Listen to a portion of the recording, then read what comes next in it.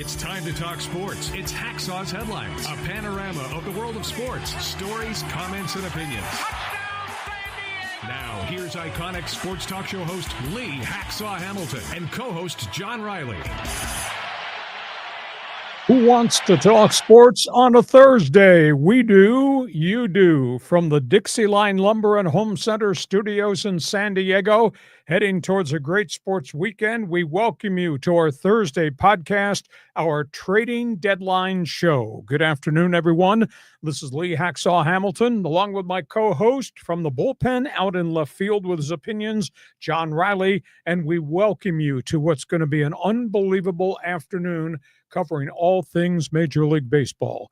This podcast, as always, brought to you by Dixie Line Lumber and Home Centers, 9 locations to serve you in San Diego. You got projects, they've got materials, you want ideas, they can be your best friend, your consultant.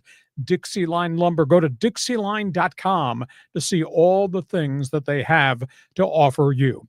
John Riley, where the hell is your baseball cap? I wore this to celebrate the baseball trading deadline. Unbelievable day in sports, man, and we got a lot to cover as we're marching towards the deadline, as the general managers are marching towards the deadline. Yeah, this is one of the best days of the year, man. It's like spring training. Your team, you might have hope or maybe hope for the future. It is just absolutely amazing. We're going to go a lot of different directions.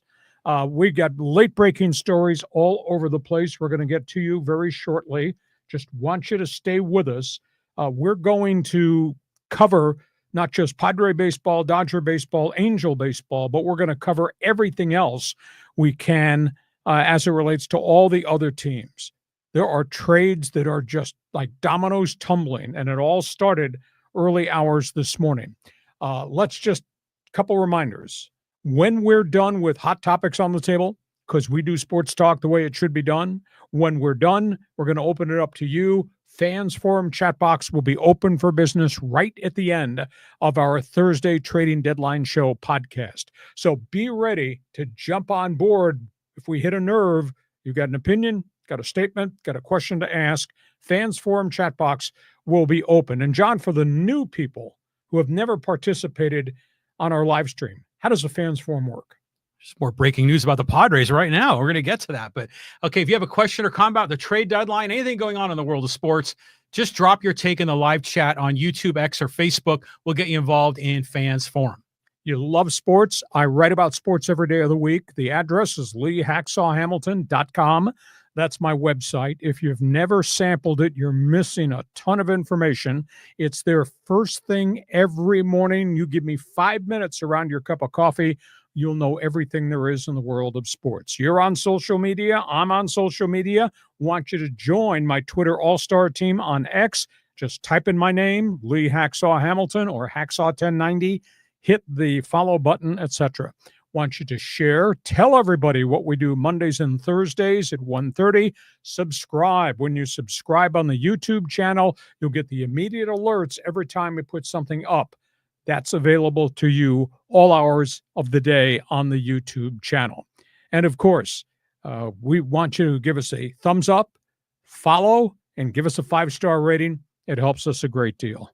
This is absolutely amazing what's going on to do this in the middle of the baseball trading deadline. It's like doing my sports talk show. I did my sports talk show from the winter baseball meetings multiple years. Mm-hmm. My God, before you get to the winter baseball trading deadline, holy cow, to be at the winter meetings and have all these stories breaking, all these people running around with their hair on fire, that was an experience. This is a pretty neat experience because of technology. We can follow a lot of different things, and we will follow a lot of different things. Okay, let's get started. Okay. Hit the first button. First topic on the table, the team in town. Yeah, the San Diego Padres. Questions, answers, and warning flags. Okay, let me update you as we have taken the air. The Padres have now made 3 deals within the last hour and a half. The Padres have just acquired outfielders Ramon Laureano and first baseman Ryan O'Hearn from the Baltimore Orioles in a package deal. We will see if we can dig around and come up with who's going the other way. But A.J. Preller has pushed everything he owns, all the chips, all the money, his entire farm system to the front of the table to make this a World Series team. The deal for O'Hearn and Ramon Laureano, two guys with some pop, two guys who hit. That's item one. Second trade he made about an hour ago, he traded two of his starting pitchers in Stephen Kolek and Ryan Burgett. They went to Kansas City for the Royals' backup catcher, Freddie Fermin. Better hitter than the two hitters they have behind home plate right now. I'm not sure that Fermin is equal to the way Maldonado and Elias Diaz play defensively behind the plate, but they went out and they got themselves a guy who can hit when he's asked to catch, because he was stuck behind the aging Sal Perez. The blockbuster deal came in the early morning hours today with the Oakland Athletics. The acquisition of their top closer, flamethrower, 101-mile-an-hour pitcher Mason Miller, along with their fifth starter in the rotation, left-hander J.P. Sears, they come to San Diego. The Padres traded the bulk of the farm system to get him. I never thought I'd see the day where I'd be saying Leonardo DeVries, the 18-year-old shortstop with power, who's played really well at Class A ball, would be part of a trade. But DeVries was traded away by the Padres, along with three lower-level Double-A and Class A pitchers. The Padres get themselves another closer, they get themselves a fifth starter, and they get themselves a catcher, and now they get themselves a power-hitting first baseman and an outfielder. All these guys are on short-term contracts. And they traded away their first, their third, their 13th, and their 17th best prospects. Plus, they traded away two pitchers at the back end of their starting rotation. I mean, it's staggering that A.J. Preller has traded everything he owns to try to get this team to a World Series team and not worry about the future. He still has Dylan Cease. He still has Robert Suarez. It may well be, because they're not taking on a ton of salary with these transactions today, it may well be that they're going to let him spend $5 more on the payroll, bump up the luxury tax a little bit more, and that at the end of the day, they're going to wind up clearing $24 million at least when they let Dylan Cease and Suarez walk out the door as free agents. That's the only rationalization I can have, is they're still balancing dollars and cents, but they've changed the chemistry of the roster. And then that leads to my other topic. You know, we had questions about how they're going to fill holes. These are the answers. What they've given away to get what they've gotten was the warning flag. You have a red-hot team that's really playing on the edge right now, and now you've made a bunch of radical changes to the Major League roster. Does it impact your team chemistry at all? Going forward, again, some of these guys are one-year rentals. Burning question, Padres better today than they were last night? Yeah, probably. Padres better be better today going forward, because there is no future. There is no farm system left. They have traded virtually everything. So that's where we are with the Padres, the aftermath of three deals within a couple of hours today. As of this hour, they have yet to move Cease. I was told maybe they're not going to move Cease. I was told they're not going to move Suarez. And I was also told the deal with the Athletics, not only to get their closer this year, is that closer is going to be flipped and made a starter next season. And he's controllable for 3 more years. Mason Miller was a starter, went to the bullpen, has now become tremendously dominant, but can go back to be a starter. So that, in part, is part of A.J. Preller's whole thing as I'm dealing for today, but I'm also looking forward to tomorrow. Although I don't think there's a hell of a lot tomorrow now that there's nothing left in the farm system. John, I've spoken my piece. Wow. Go ahead, your turn. This is a great moves. I love all of the deals, every single one of them. And I love overall, you're saying, man, we got Manny. He's having a hell of a year, but, you know, he's in his 30s. Tatis is starting to come back. Xander's showing some value. You know, we've got, you know, King and Darvish coming back. He goes, let's go for it, man. Let's go all in. I mean, we came so close last year. So this Mason Miller kid we've been hearing all this talk about him. And, I was out and about getting some lunch earlier today, listening to 97.3, and they had the announcer for the Oakland A's, was being interviewed. I think, who's that? Brandon Sopranet show, I think. And he had nothing but amazing things to say, about Mason Miller, and it was all about really his character, that he's just a really special guy. But, just as we were starting up the podcast, we saw the Laureano and O'Hearn deal going. I mean, Laureano seems like he's a solid bat. He can play left field, maybe kind of a profar-ish kind of a guy, I'm assuming, kind of a solid dude in left. Ryan O'Hearn, you say first base, DH, maybe Gavin Sheets and O'Hearn platoon or something like that. I'm not sure how they're going to do it, but, they've got some extra bodies. They're going to have to get rid of some. Well, they also needed extra bats because outside of Iglesias and Sheets, productivity on the bench, productivity at pinch hitting role has really been weak, very inconsistent. Now, with these guys coming in the front door, obviously there's going to be some roster changes.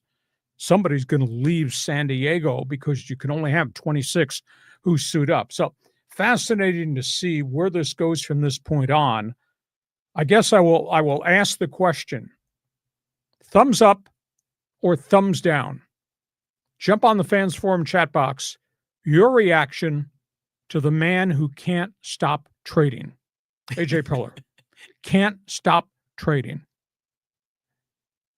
Any concern about disrupting team chemistry of a team that's red hot right at the heels of the Dodgers? Any upset worry that you've traded everything away in the farm system, including the next superstar they thought in DeVries? I would say if this was Sports Talk Radio, calls and comments are invited. Get off your ass and get on the phones. Instead, I'll just gently say, stand up, take a public stance. Fans Forum chat box is open. Can we get wall-to-wall Padre fans right now? Fans Forum chat box. The baseball fan that co-hosts with me likes everything that has happened today. There's no doubt AJ Preller has taken everything he owns, shirts, ties, passports, visas. But he's addressing all the holes. You got a catcher, you got a left fielder, you got hitters off the bench, you have a shuffling of the deck of the starting rotation, you got King and Darvish coming back. And by the way, Freddie Fermin, hhis nickname is the Ferminator. So we get the Ferminator on our team. This is going to be terrific. Okay. My co-host, obviously, I guess I can infer that's a thumbs up. Oh, big from time. you about big time. AJ Preller pushing everything he owns to the middle of the table, try to make this a World Series team. Fans Forum chat box is open. There are no excuses for that chat box not to be filled immediately by Padre fans. Tell us what you think.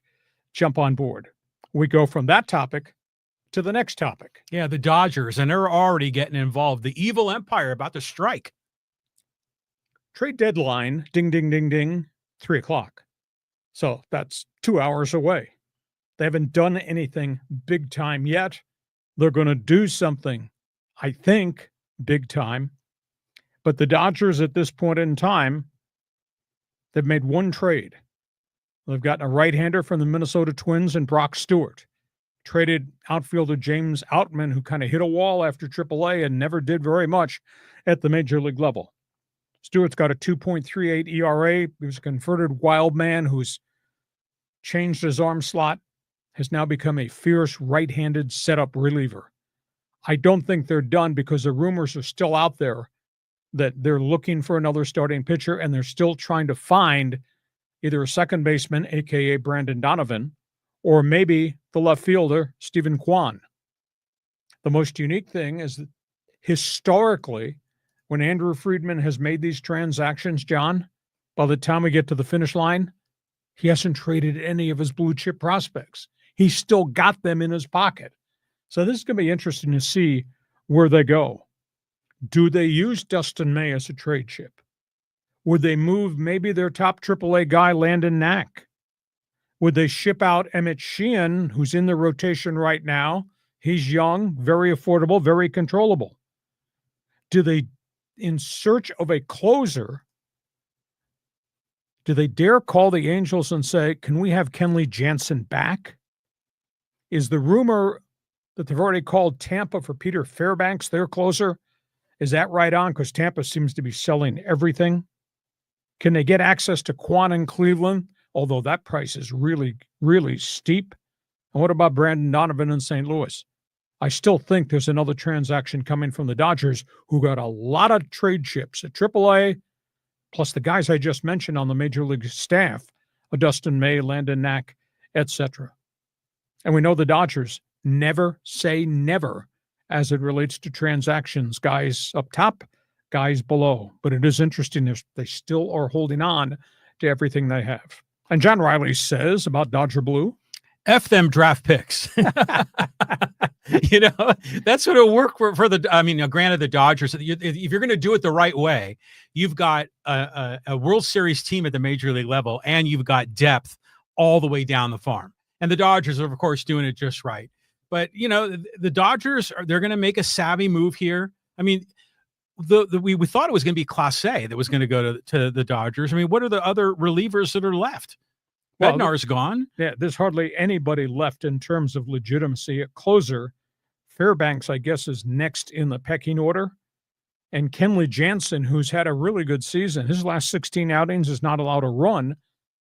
Did the Angels trade with the guy across town in Los Angeles? But why not? He's in the other league. You send him back. It'd be a short-term rental. He's on a very affordable contract. And from the Halos perspective, give me one of those AAA pitchers at Oklahoma City, because that's what the Angels need. Totally. So I would think you make the call to the 949 area code. And the Dodgers are sitting there, and they still have everybody at Oklahoma City, plus all the young outfielders at Double-A, Jasu DePaula, Zaire Hope, and the young shortstop third baseman they just called up, Alex Freeland. It's really interesting how they make these transactions, and then you go back and look, and Andrew Friedman's still got every blue chip in his pocket in the farm system. Well, I was listening to MLB channel today on TV, and they were saying how O'Neal Cruz used to be in the Dodgers system. The shortstop that's for the Pirates, for your Pirates right there. I didn't realize that. Way back in the day. And he was a throw-in as a young player. So what's interesting is the Dodgers they don't hoard their guys. They will deal them, but they just got so many. I mean, they've got so much depth. It's just unbelievable. Okay, we just got a report as part of the transaction to get Ryan O'Hearn and Ramon Laureano out of Baltimore. Padres have traded top Class A pitcher, young left-hander Boston Bateman is part of the package going to Baltimore. There is no need to have 4 farm system teams anymore. They just traded everybody away. It's absolutely. But he could stunning. reload, man. He's got boots on the ground. He's just going to find new guys. He always does. There was a historic general manager back in the day when I was growing up. Old-time baseball fans might remember the name. You should look up the name. His name was Frank Lane. General manager, Cleveland Indians, general manager, White Sox, general manager, Cardinals. He was like Preller, addicted to trades. He couldn't stop trading people. He traded the Cleveland hero Rocky Colavito. He traded Herb Score. He traded managers one year. Never got to a World Series, but he kept trading till they let him go. I asked A.J. Preller if he knew who Frank the Trader Lane was. He said, no, he did not. He knew who Jack the Trader McKeon was, who was kind of a modern-day GM wheeler dealer. But Preller supersedes anything I've ever seen in Major League Baseball. Most interesting. Okay, awesome. So we got Padre baseball to talk about.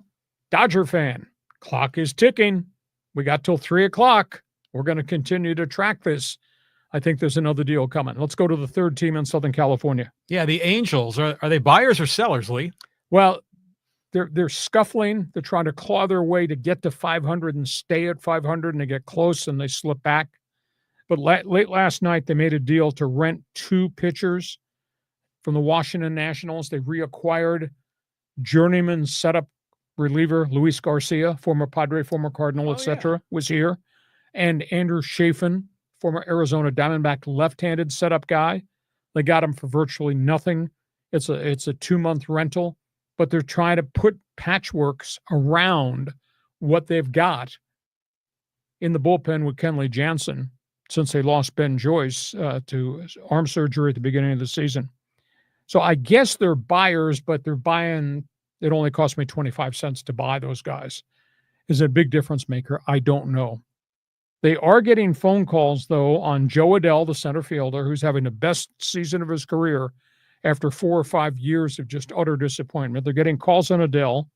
They have gotten calls on Tyler Anderson, but so he's a plug-in guy in your rotation. He's got 1 year left on his contract, but does he bring you a lot? I don't think so.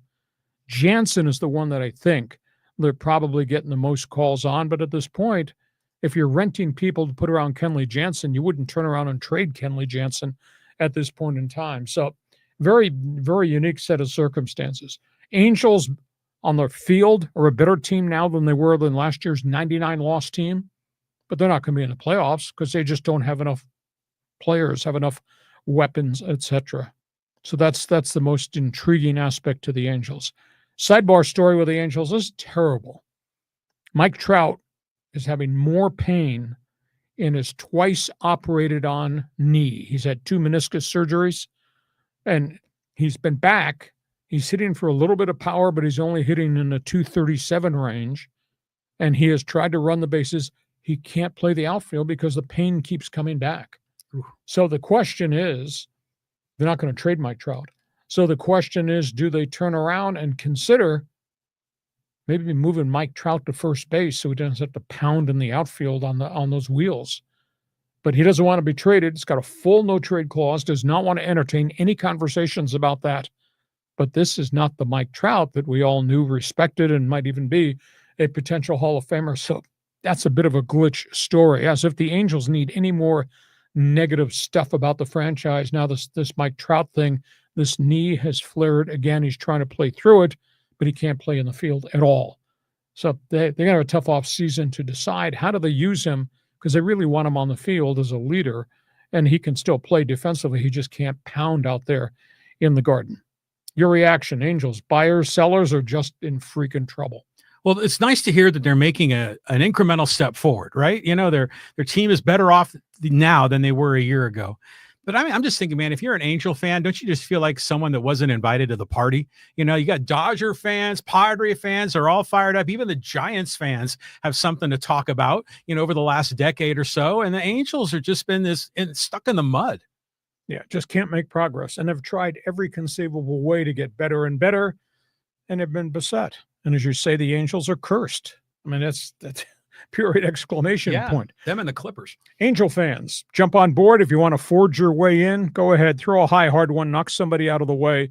We want you in the Fans Forum chat box, too. Our trading deadline baseball show. We're marching right up towards 3 o'clock when the deadline and the window closes, and we're waiting for more trades.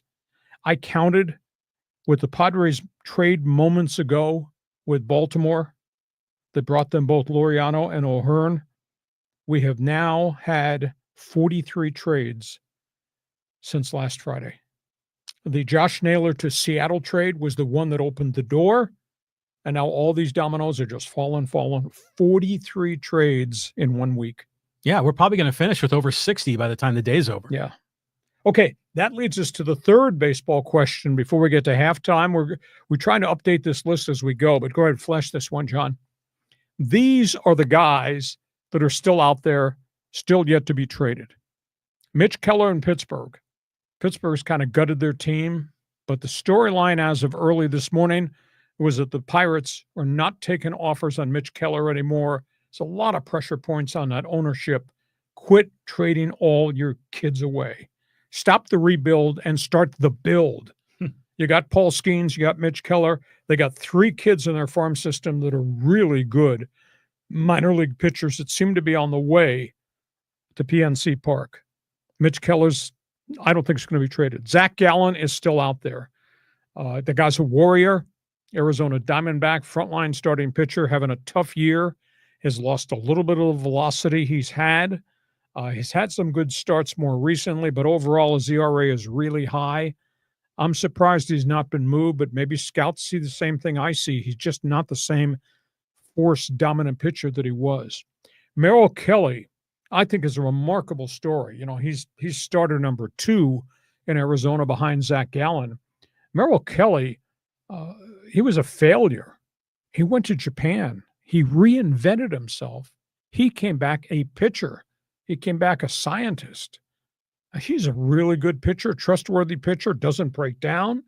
He's not throwing 102, but he's rock solid. I'm surprised, since Arizona's trading so many people away, that he has not yet been traded. Sandy Alcantara in Miami, he's starting to show flashes of what he was prior to the second elbow surgery, but just maybe people just are not interested in taking a gamble on him. We talked about Dustin May. He might be a Dodger bargaining chip. Suarez still out there. I don't think the Padres are going to trade him. I think this is all a grand scheme now. Padres got more relievers who can pitch than they actually have starting pitchers who can pitch. Right. I think the grand scheme, as I said, is I think the Padres keep Cease and they keep Suarez, try to get to the finish line and maybe go deep into the World Series, and then let those guys walk, because that'll clear $24 million off the books next season. Maybe that's how this is going to wind up. David Bednar of Pittsburgh was just traded. He went to the Yankees for 3 prospects. One of them is their top young catcher, so Pittsburgh's gotten rid of their closer. So those are the pitchers on the left-hand side of the column. On the right-hand side, I'm not sure what is fact, what is fiction. I was told just before I got here that the Padres were trying to engineer a 3-way deal to get access to get DURAN or KWAN. They were trying to find a team that would take Dylan Cease as part of a 3-cornered trade in which the Padres would wind up either with the Red Sox left fielder or the Cleveland Guardians left fielder. The problem is the Padres didn't have other stuff to throw into the trade because AJ's traded the whole farm system away. So it may well be that DURAN is going to stay, although I was told Suarez is of great interest in Boston, but there's got to be more in the transaction. I'm not sure that Boston wants Cease.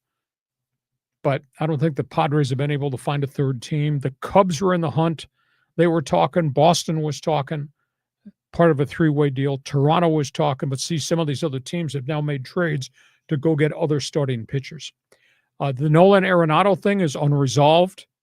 There was a report that Arenado had told the Cardinals he would waive the no-trade clause and accept a deal this time to Houston. He had killed a deal at the winter baseball meetings, but that deal has gone by the boards because Carlos Correa has just been traded back to Houston from the Minnesota Twins. So Arenado may be stuck in St. Louis. Luis Robert, I don't think anybody wants to inherit the contract in which they'd be on the hook for $20 million next year and $20 million the year after for a guy that's has hit 206 the last 2.5 seasons. O'Hearn just got traded to the Padres. Yandy Diaz of Tampa Bay is being shopped.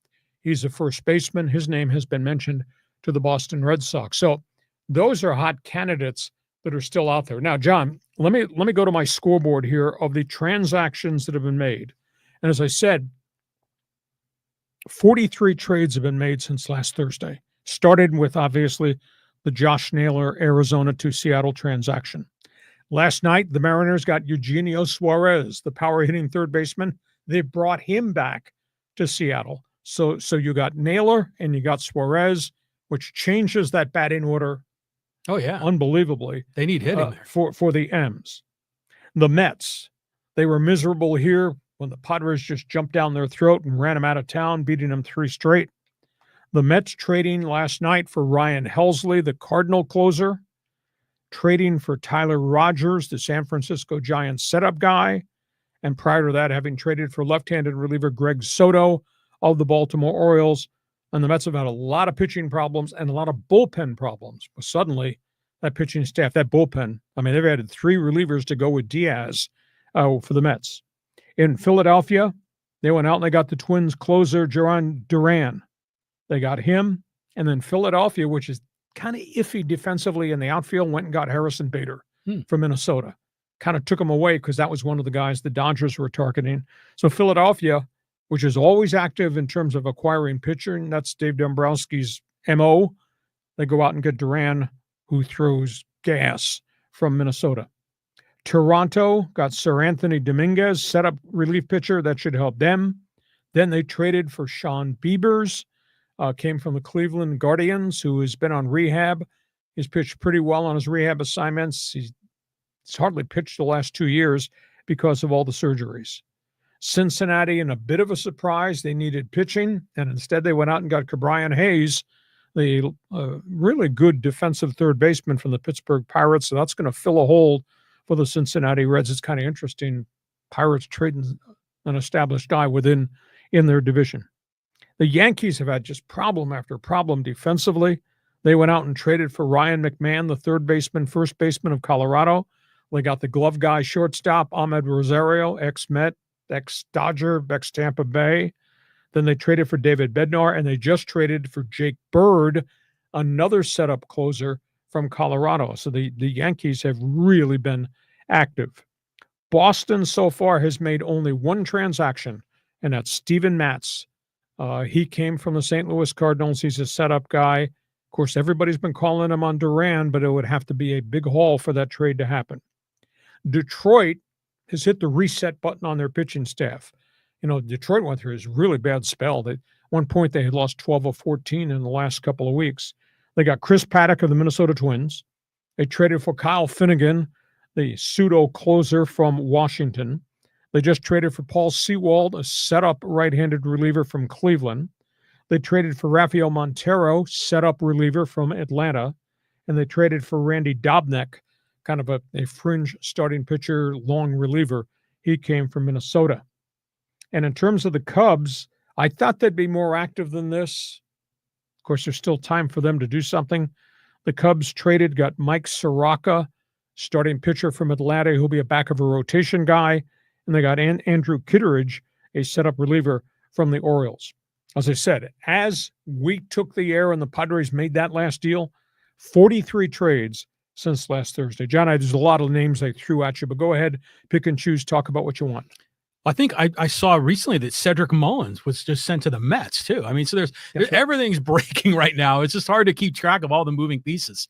You know, the Mariners look really good. I mean, think about that. I mean, you got like the home run champ and Cal Raleigh there. You got Randy Arozarena. You've got the two new guys in Suarez and Naylor. And you got Rodriguez.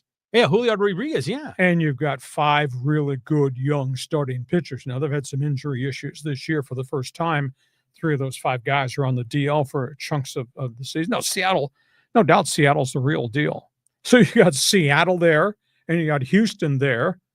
How about that divisional race? Well, then there's still Bruce Bochy is sort of lingering out there, right? Kind of plotting. Texas doesn't have enough players. Texas has got so many injuries, and they got such a high payroll because they spent it 2 years ago to be who they were. So it's interesting to see, you know, who's going for it, who's, you know, planning for the future. I mean, that's the part of the deal with, you know, with the A's trade with the Padres. You know, DeVries, I mean, granted, Padres had to give up a lot, but that sets up really nicely for the Athletics when they go to Vegas and they're going to have a star they can build around. So they got to be feeling pretty good. And they got a fun everyday lineup who hit the hell out of the ball. I don't know if they have enough pitching, but Soderstrom and all these other guys. Well, Nick Kurtz come out of nowhere this year. Yeah. And it's just hitting home runs all over the place. So, yeah, their everyday lineup's going to be kind of fascinating when they ever get to Vegas, whenever that stadium opens. Plus, they're jumping over the fence, catching home run balls. Yeah. I mean, it's an exciting team. So you just love seeing all this, and you kind of like, you can see who's going for it, who's not. The Angels are a mystery, you know, because they're in this sort of purgatory in the middle that they just can't get out of. So it's a fun time of the year that we see all of this movement. This is unlike any other trade deadline in any other sport. I mean, this is just, it's, to me, as a baseball fan, this is always one of my favorite days of the year. Okay.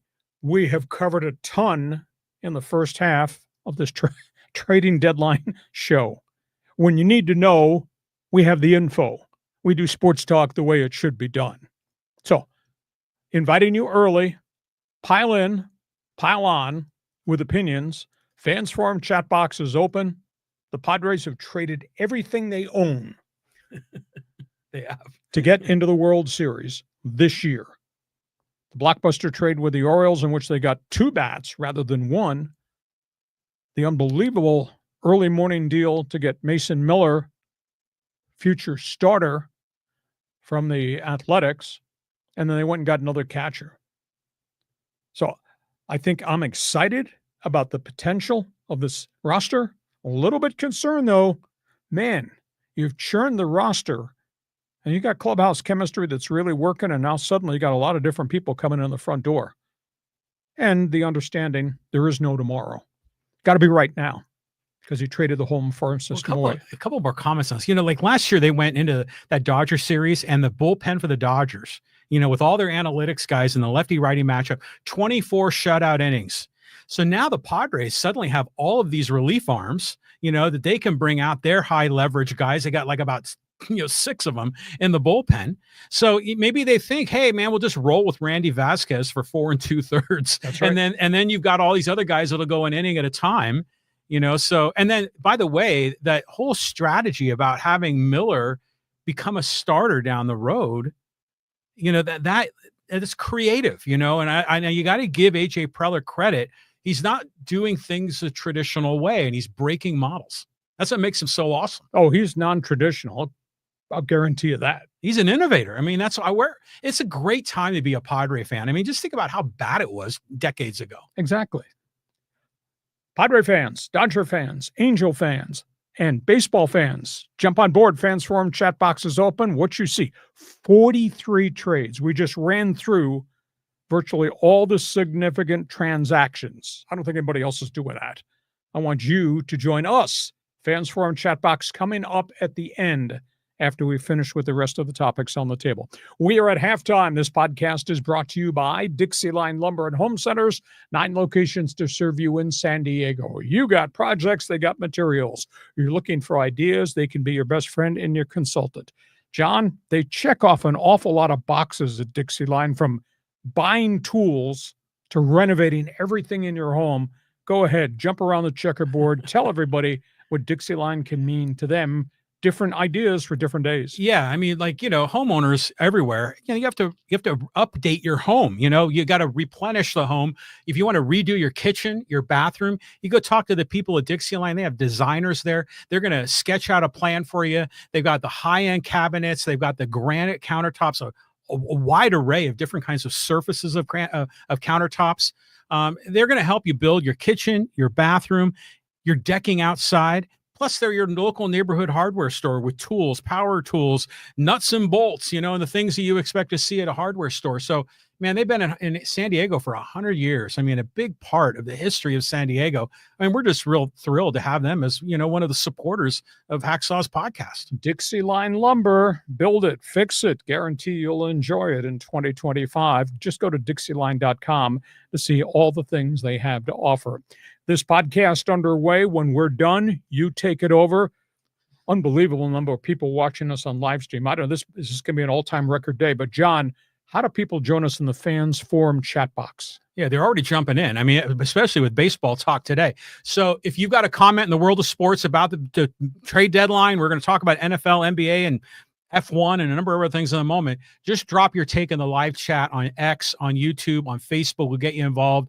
Man, I see Mike and Timer and Gary and XX Revolution and Callan and John and Tim and Cisco, and who else is out there? Foul Play, Rob. Halo's in the infield. Jaime is out there. Lenny. So join us in Fans Forum. Okay, that.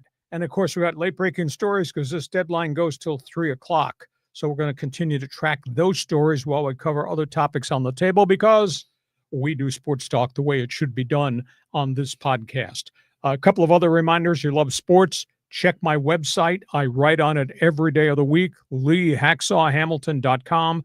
You won't believe the volume of information you get access to. You give me 5 minutes every morning. That website is loaded, and it's there first thing when you get up, when you have your cup of coffee. You give me 5 minutes, I'll give you the whole world in the world of sports. Just go to LeeHacksawHamilton.com. And, of course, you can sign in, become part of Hacksaw's Insiders Group. You get on the email list. We send out 2 emails a day with special features. I want you to share. Tell everybody what we're doing. The guy wearing a pirate shirt and the guy who sometimes wears a giant cap or an A's cap. What a dork. Tell everybody what we do Mondays and Thursdays at 1:30 on this podcast, and subscribe. When you subscribe to the YouTube channel, you'll then get the alerts every time we put something new on the YouTube channel. We do that during the course of the week quite often. John, we got more late breaking stories. The Dodgers have just made a deal. I don't quite understand why. The Dodgers have just acquired outfielder Alex Call from the Washington Nationals. He's a young developmental guy. He's been at the major league level. So the burning question is, are the Dodgers done? Did the Dodgers strike out in their attempts to get access to either Stephen KWAN or DURAN? Kind of looks that way. Now, Dodgers have not made a move to get a legitimate big-time closer, but they got all their starting pitchers there, and they got the cavalry coming off the injury list. So I guess I'm a little bit stunned that we're an hour away from the trade deadline, and the Dodgers have a setup reliever, and they have a fifth outfielder, and that can't be all that's done. No? Yeah, they're still plotting up at Chavez Ravine. You got 45 minutes, and sometimes they trickle a little bit afterwards. We don't get the news on them. Hey, by the way, I had a question. The closer, Mason Miller, that the Padres got From the A's. Is it the quarterback from the USC Trojans, Miller Mason? Yes. Rather than Mason Miller? Miller Moss. Oh, Miller Moss. Okay. I was trying to get all my names straightened out. Don't look at me. I have too many names in my brain right now. You got all these notes. I mean, you're all over this. You're like a storm watch guy at a tornado in Oklahoma City.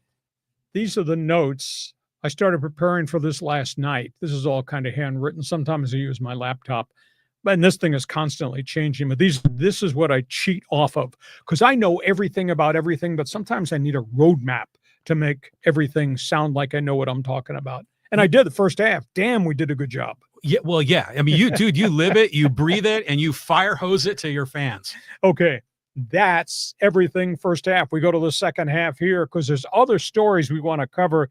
Some really kind of cool stuff, too. Let's talk some pro football, John. Yeah, the Hall of Fame game, the Chargers, Lions, plus some great guys getting inducted. Yeah, let's talk about the Pro Football Hall of Fame. All the festivities. Tonight is the Hall of Fame game at 5 p.m. Pacific. The Chargers will play their street free agent quarterback, Trey Lance. The Detroit Lions will play their fourth-string quarterback, Hunter Herndon. Those will be the two starting quarterbacks. Hardly any of the starters are going to play in the Pro Football Hall of Fame game, but it will be fun because we've got to see Lance has hardly played at all because of injuries and because he was drafted as a backup by the 49ers. So we'll see if he can take a step forward, play with some consistency. And Herndon was a very good quarterback at Tennessee, had a very bad knee injury his senior year, sat out, has rehabbed for almost 2 full seasons. They like him as an athlete, but he's got to prove he can play at the next level. So Herndon's going to get this chance to play against the Charger defense. And, of course, there are burning questions. I want to see Trey Harris, the Charger rookie wide receiver. Is he ready? Is he going to take Quentin Johnston's job? The kid tight end out of Syracuse, Aranda Gadsden. He has practiced well, done a lot of stuff in the OTAs. Can he be productive now that when it's real people and the other guy's hitting you and trying to shut you down? And they got 8 defensive tackles. Who is going to surface to replace the guys who left as free agents? So those are the storylines going to Thursday night football. Some of the guys are going to play. Some of them won't play. A lot of the kids are going to play. Chargers, Lions, 5 p.m. The bigger story is what happens in Canton on Saturday morning, 10 a.m. our time. After we have pancakes, we're going to listen to the Hall of Fame speeches. This is the most unique class I think I've ever seen. Going into the Pro Football Hall of Fame, a legendary tight end who didn't play football from Kent State. Going into the Hall of Fame, a guy who played 1AA football in the Big Sky Conference from Idaho State, whom nobody wanted. Was not a high draft pick. They're in the Hall of Fame. Those are 2 of the 4 guys that are going, and we're talking about the illustrious Antonio Gates. Did not play football. Went to Kent State as a basketball player. Great athlete. Great man. Really rock solid person. 16 years later, he, Phillip Rivers, LaDainian Tomlinson were part of the history of greatness for the San Diego Chargers. Antonio Gates, 955 career receptions, 116 touchdowns, 13 yards per catch. And he'll be on the steps of the Pro Football Hall of Fame Saturday. Not bad for a guy that did not play college football.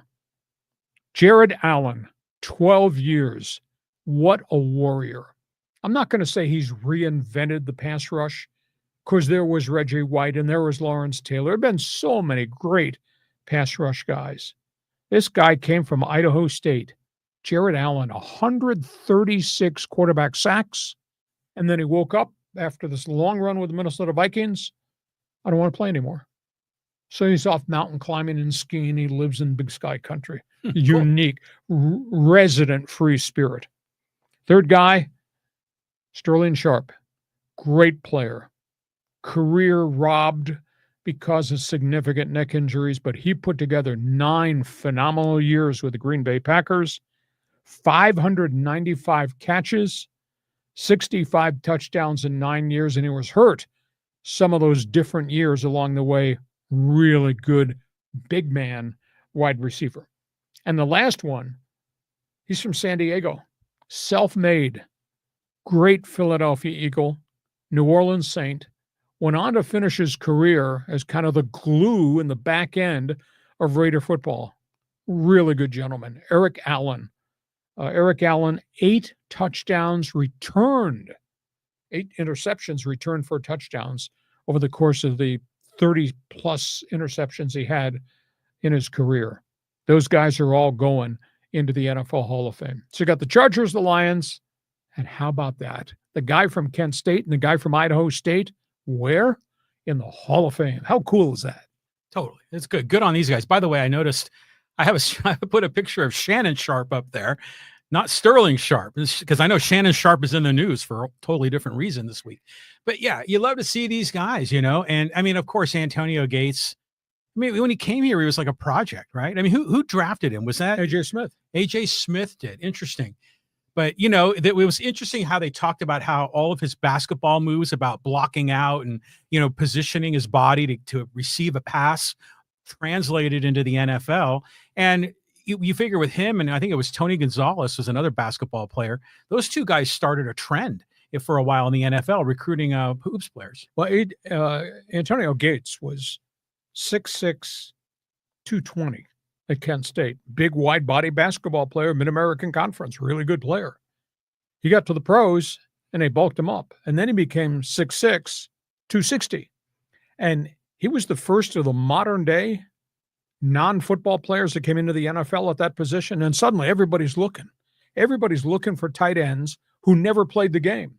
And there was a run for about 5 years after Antonio Gates got here and became a star, where everybody started to look for those type of guys. It was really, really fascinating. Hardly any of them have ever turned out to be what Gates has been. And Jared Allen was an undersized pass rusher, and my goodness, his motor, the modern day Max Crosby, nice. was a Jared Allen. I remember him. He was good. Yeah, Jared Allen is a really, really fine player. So it's cool. So 10 a.m., Canton, Saturday morning, the ceremonies, induction speeches, and just remember, that guy is a San Diego Charger. Nobody else. That's all things NFL. We go from that football topic, next football topic. Okay. This is a sad story unfolding in New York City. Yeah. NFL near tragedy. I hate to think and I wrote about it on one of my columns this week, what a dark day we had, middle of the week. This terrible story that could have been a terrible tragedy with the NFL league office, with the guy coming from Las Vegas, walking across the street in Manhattan with an AR-15, walking across the patios into the main office building, firing shots. And he killed 4 people. Got in an elevator. He was trying to get the NFL league office. He punched the wrong floor. He went to the 33rd floor, got off the elevator, shot and killed somebody else, got back in, went down a stairwell, killed himself. Terrible story. The loss of those lives. Even worse story, had he gained entrance, the NFL league office is on the 5th floor. He went to the 33rd floor. Had he walked into the NFL league office, firing an AR-15, could you imagine the casualty rate? How bad it would have been. He got access to 945 Park Avenue just at 6 p.m., just before they closed the building. History of mental health problems. He legally purchased these guns, legally purchased the parts to these guns, built these guns, even though he had a history of mental health issues. He wrote 2 suicide notes, one he carried with him, one they found in his home in Las Vegas, in which he ranted and raved about the NFL, the concussion settlement, the lawsuits. He talked about the documentary League of Denial. He talked about the movie Concussion. He read the book that was written by the 2 ESPN reporters about the genesis of the concussion lawsuits, etc. He maintains he had CTE. You won't know that until they actually do the autopsy on his brain. He told people he played in the NFL, he played in Canada. He did not. He played high school football. He was a running back in Orange County, but he worked at a casino in Las Vegas. But I mean, it's just a horrid story. And the potential of what the tragedy could have been had he actually gotten in the front door on the 5th floor of the NFL league office. Just, John, what a terrible story. Yeah, I'm not sure what you can say about this one. 2 thoughts come to mind, kind of one sort of random. It's weird how he's wanted to go to the 5th floor and he landed on the 33rd. I wonder if it's one of those, really high rises that has different elevators for different levels of it. That's the case. And he must have stepped into the wrong elevator. But this whole thing, you could talk about, did he buy guns legally, all that. That's a whole hornet's nest of conversation. But what this does prove to me is that the NFL has a serious CTE problem, needs to be addressed. This problem goes beyond the scope of football. It's societal. And I think this is also, we're seeing these are cultural issues in our country that need to be straightened out. And you hear all the chirping about gun control, and there's a lot of, potential benefit to that, but that's not the source of the problem. The source of the problem are these people that, they either adore guns, they like to build them, or they've got some problems mentally, like this guy with CTE. It's just tragic. Red flag. It's a red flag everywhere. Mm-hmm. Needs to be licensing on every individual who wants to buy a firearm. Don't screech to me about, I have a right to bear arms. Not if you're a felon who's been in prison, not if you have mental health issues. There needs to be a screening process before approval is given, so you can buy arms, or I can buy arms, or my kid who hunts can buy arms. We don't have that. And that I don't want to hear about prayers and thoughts. That's such empty rhetoric to me that is so disgusting. So there seems no end to the tragedies, and there seems to be no solution whatsoever about the handling of firearms. There's freaking guns everywhere, legally and illegally. You got a lot of MAGA fans that like to watch this podcast. You're going to get a couple of shots yourself. That's okay. Yeah, some email shots. You can invoke your First Amendment like I'm invoked in my First Amendment. You have a right to bear arms if you're cleared to bear arms. This could have been a horrific tragedy at the NFL league office. Okay, we go from that. Got news and notes around the National Football League because we're just a week away from the start of the rest of the preseason games once we get through the Charger-Detroit Lions games. John, let's blow through this. Yeah, a lot of logos up here. Let's start with the Chargers. Well, the Chargers, Trey Lance has been away from football, has hardly played at all for 2.5 years, highly regarded 1AA quarterback, North Dakota State. So the burning question, what's he going to do? Omarion Hampton, the number 1 pick of the Bolts, he is going to start in this game tonight against Detroit. I talked about Trey Harris. I talked about the other young wide receiver, Connery Smith. They're both going to get a chance to produce. Brendan Rice, the ex-USC wide receiver, the son of Jerry Rice, he's on the outside looking in. He's going to have to do some things in these preseason games. He'll get a chance to run routes tonight. He's just going to have to catch some things. So that's all things there. The Raiders, man, the longer this Christian Wilkins story goes, the more chapters and angles to this Christian Wilkins story come out. Now the report out of Las Vegas is he had a second foot injury in the offseason. And they went to him and said, you need surgery on the second injury. And he had fought them on that, and he refused not to have it.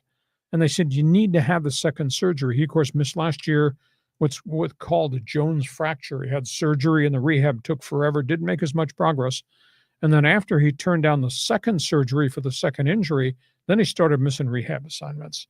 And the Raiders just really got upset. So they released him outright.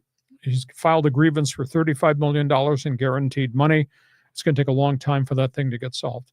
In Cincinnati, Trey Hendrickson is back in camp. He ended the holdout. He's back in camp, does not have a contract. He got fined $454,000 because of the holdout. And the Bengals informed him that money will be deducted. Cincinnati, just how they treat their players, it's just beyond me. Anyhow, Trey Hendrickson is there taking part in meetings, but he's refusing to work out. So they try to find a solution. They got 4 weeks to get his contract solved. New York Giants, #1 draft pick. John, you and I watched Cam Scatterbo and what he did at Arizona State. Yeah, that guy, yeah. This week, that guy has been moved up to #1 running back for the New York Football Giants. Hell yeah. So it'll be interesting to see how he does in preseason because they're going to run the football with him, but he's been pretty impressive. Tennessee, not impressive. #1 pick, Cam Ward out of Miami. 4 interceptions in 2 practices back-to-back this week.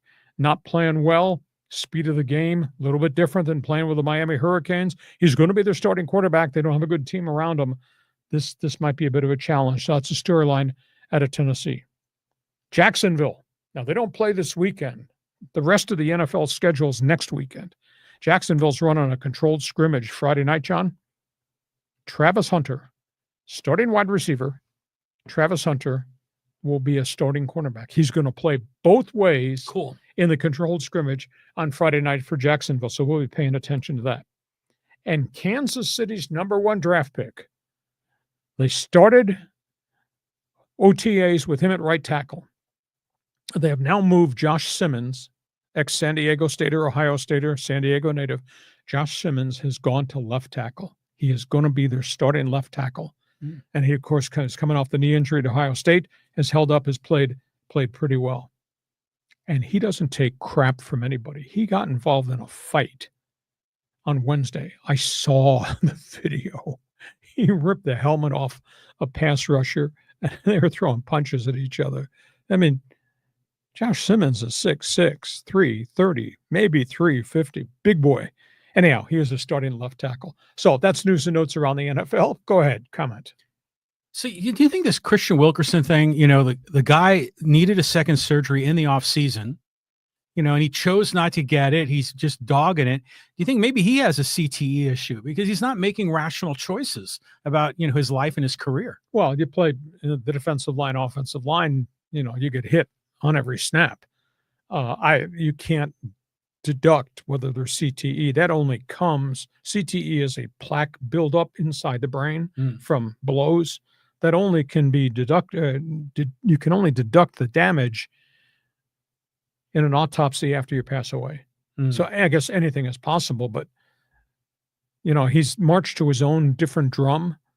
He's a really good football player. Man, he was really good in Miami, and he played really well for the Raiders at the front end before he got hurt early last season. Then their whole season unraveled. Every one of their defensive linemen had knee surgeries or ankle surgeries. So, I mean, everything they had hoped for with Max Crosby and Christian Wilkins evaporated by week 5 of the season. But the first surgery it took time. In the rehab, he wasn't making progress. The second injury was this off season. It was a different type of injury. They wanted a surgical procedure on the second injury. He said, no. And then he started missing rehab assignments. You can't do that. And he's got all his money at the back end of the contract. And so I don't know where this story is going to go. Somebody touch him as a free agent right now, or is he damaged goods, or has he created an aura that's really, really bad? So only time tells. How about that Scatterbo kid, though, huh? I mean, I didn't know much about him in the regular season until we got into the college football playoffs. And hell, that guy he's a unique breed of a player. 1AA kid. I think he went to Cal Davis, or maybe it was Sacramento State. Sacramento State. And they transferred to Arizona State and put together his last season Arizona State was unbelievable. He's big and physical, and he's not Ashton Genty, but he's big and physical, and he's straightforward. Now, Genty is this, in addition to being powerful. Well, Scatterbo's got moves. Yeah, but not like Ashton Genty, Well, no, the Raiders running back out of Boise. So that's going to be fun to watch. Okay, that's all things NFL. Feel free. You got an opinion? Jump on board. Fans Forum chat box is open. Next topic on the table. Who should we go there? We're talking hoops. Yeah, I don't like seeing this family name in the news again. Yeah, this is really bad. Hot headlines in basketball. Gilbert Arenas, longtime NBA player, Washington Wizards, etc., arrested. He's the father of the USC top recruit, Elijah Arenas, who's had all these problems off the floor with auto accidents and now a bad knee injury. Gilbert Arenas is arrested for running an illegal gambling operation out of a mansion that he rented in Encino. And the FBI has alleged that he was a front man for Israeli mobsters to set up this casino, and he was taking 35% of the revenues and winnings from people. He professes innocence. The FBI has hit him with 3 felonies here for doing business with mobsters from Israel. That's item 1. Marcus Morris, longtime career, power forward, NBA, Cavaliers, Toronto's moved around. He got arrested in Florida, bouncing checks for $250,000 to casinos in Vegas. He went to the tables, lost a ton of money. They called their markers in. He wrote 2 checks that bounced. FBI arrested him in Florida. Golden State. I don't understand how they're going to solve this thing. Jonathan Kuminga refuses to sign a contract extension with Golden State. He's the young African star who'd hardly ever played basketball and then played pretty well in his first year and a half. Then he got hurt in the middle of last season, missed a chunk. Anyhow, he's a restricted free agent. He wants $30 million a year, and he's hardly played. Golden State offered him 2 years, $40 million total, and Kuminga's turned it down. Kuminga wants to sign and trade. Golden State says, we're not signing and trading you. You're a restricted free agent. We want to continue to develop you, but we're not giving you the bank when you've hardly played at all. So that's kind of messy. Sacramento, the latest stopping point possibly for Russell Westbrook. You know, it's interesting. He's so good, so explosive. He's had splashes of years where he was unbelievable at Oklahoma City primarily, but he's moved around the league, and he's player with attitude. Player with talent, but player with attitude. He's kind of running out of stops, places to go. But Sacramento Kings are talking to Russell Westbrook. They might sign him there. So messy week in basketball. Now, this Gilbert Arenas gambling thing, was it just sports betting, or was it for No, poker. Oh, it's poker. Yeah, all types of card games and poker. He rented a huge mansion and opened it up, and they say he's the front man for this Israeli mob group that operates these types of casinos. Well, this is a little bit of a tangent, but this is just an example of how sports betting and gambling more broadly are illegal in California, and that just sets up the black market for these mobsters to kind of get involved. So you end up trying to ban gambling, and then you end up having to play whack-a-mole trying to get these gangster guys down, and sadly some former NBA players. So I don't know. I just think, and besides, our state government has its own lottery, which is hypocrisy as well. But then there's hypocrisy in the sports gambling as well. You got FanDuel doing the sponsorship. So everything is a mess when it's coming to this gambling. But it's just weird to see Arenas's name, because we were just been talking about his son in that Tesla accident for the last couple of weeks. Yeah, his son's got so many issues now, but now the father's got these problems. And his career, he was a really good player, but he was involved in a lot of junk in his career. He got suspended in the NBA. He walked into an arena with guns and threatened a teammate in a locker room argument with Glocks. Really? Yeah, he somehow, now this is before everybody was worried about people walking into arenas with firearms. He brought 2 guns. I think it was in a Washington Wizards locker room to settle an argument, a feud he'd had with one of his own teammates. Wow. That's something different. Wow. So we got a lot of gun stories, man, in in this podcast episode. Yeah, a lot of stuff out there. So that's the latest from the NBA. Last topic on the table before I get the fans forum and dive into the chat box. This has to do with hot headlines everywhere. Yeah, the high-speed sports wire. I'm going to talk a little Coach Prime news. Yeah, very emotional. We talked about his press conference on Monday where he just opened up his life about his fight back from bladder cancer, how he never knew he was that ill, even though he had problems with blood clots that led to amputations of a couple of toes. But he went in for a common physical, and they found it in his blood. And he had 14 surgeries. Anyhow, he met with his team privately after he had this press conference. And I guess it was very emotional, very upfront, etc. And his players, you talk about being focused for football. His players say we are now focused in life because of the way Coach Prime talked to us about what he just came through. I expressed concern Monday. Can Deion Sanders actually hold up to the rigors of being a head coach? I mean, because the wear and tear is unbelievable. Now you got a wear and tear on somebody who's a cancer survivor. And, they say he's cancer-free, but he'll continue to be on meds, et cetera, and have exams, et cetera. The unique thing, he's got 7 NFL players on his coaching staff. So he's got a phenomenal support group of people on the Colorado Buffalo staff. That includes Byron Leftwich, the longtime quarterback who he just hired, former longtime NFL offensive coordinator. That includes Warren Sapp. That includes Pat Shurmur, longtime play caller. That includes Marshall Faulk. He's got 7 NFL guys as his support group and on his assistant staff. It's probably the most of anybody in college football. But then again, CU doing a lot of things different in college football. Yeah, it makes it so it's a magnet for recruits. Sure. You're going to talk with some of these NBA guys. They'll show you what it takes to get there. So that's the latest there as it relates to Colorado. A ton of auto racing news. Let me run through this quickly. And if you're into Formula One, IndyCar racing, NASCAR, you are invited to be with us in the Fans Forum chat box, so jump on board. Team Red Bull. Max Verstappen goes public, says it is time to end all this conversation. I am staying with Team Red Bull. I am not leaving. I'm not going to use the escape clause in my contract. Everything with Team Red Bull has just been a drama show for about 1.5 years. And of course, Christian Horner, the CEO who founded Team Red Bull, was ousted a couple of weeks ago. Verstappen says, I'm ending all conversation that I might go somewhere else. Team Ferrari, Lewis Hamilton, who's had terrible temper tantrums during the race, has publicly apologized to the leadership of Ferrari and his pit crews because he is always barking on the two-way headsets while he's driving, bitching about his crew, failing to do this, the car's not right, can't handle it, doesn't set up. And all that stuff is out there. I mean, everybody in access in the media has access to that race car pit crew communication. I don't understand why Hamilton does this when he knows everybody has access to hear what he's saying. So he has publicly apologized to Ferrari. Mercedes-Benz is calling an emergency meeting of its owners and its entire race operation tomorrow. They've got real structural problems with their drivers.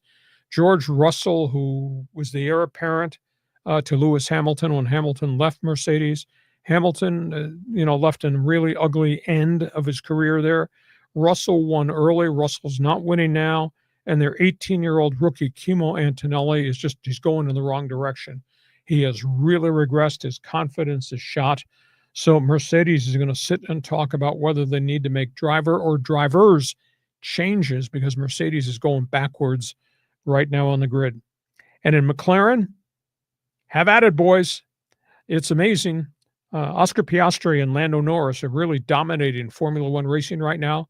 And they've been involved with incidents racing each other. And there's been a big uproar in Europe about why McLaren are letting these two guys go head-to-head to the point they wreck each other or they take great risks.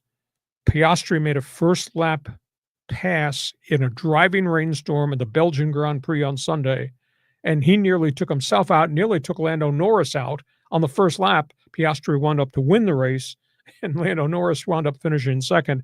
But there's the burning question about this whole philosophy there about let them race, Have at it, boys. Even if they wreck each other, I don't see how that works.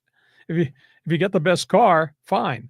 If the other guy's about to pass you, let your teammate pass. Don't take each other out. And that's happened probably 3 times in races this season. That's my Formula One update for those of you who like everything that's going on in Europe in auto racing. John, you want to respond? Yeah, that Lewis Hamilton thing's kind of weird because, you know, like you say, it's a public feed. You know, the fans can hear it, the media can hear what Lewis Hamilton is saying. You know, his crew is doing their damnedest to try to perform. So barking at him, you know, maybe once or twice, sure, but not berating them. And to me, it's just odd. You know, it's almost like you criticize in private, but you praise in public, you know, that kind of a rule.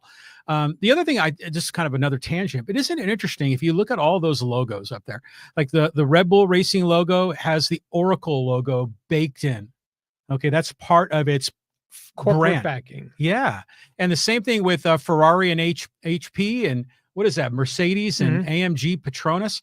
So it's interesting how corporate logos and team logos are merged as one combined logo. And makes me wonder if other sports are going to kind of migrate in that direction.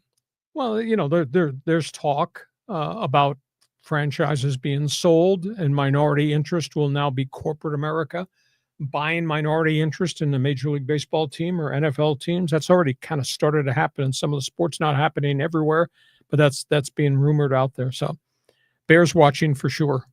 Okay, that's the latest.